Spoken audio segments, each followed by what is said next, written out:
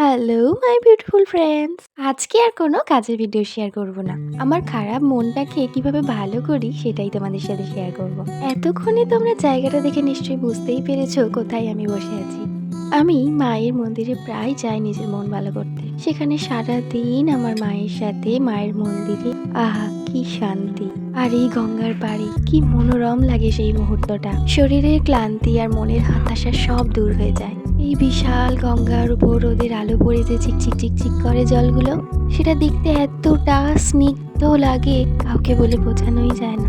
আধা পিঠ থেকে ভোগ খাওয়ার পর মন্দির প্রাঙ্গণে মায়ের কোলে শুয়ে যে বিশ্রাম, সেটাও বড় আনন্দের। এই যে পুচকেটাকে দেখছো, এটা কিন্তু আমাদের কেউ না। সেদিন মন্দির প্রাঙ্গণে ছোট ছোট অনেক পুচকে এসেছিল। এই পুচকেটা তার মধ্যে সব থেকে বড় ছিল। তোমরা ভাবছো কেন আমি এই পুচকেটার ভিডিও করেছি? পুচকেটার হাতে যে পাখাটা দেখছো, ওটা আমার। আমি যেখানেই যাই ওই পাখাটা নিয়ে যাই।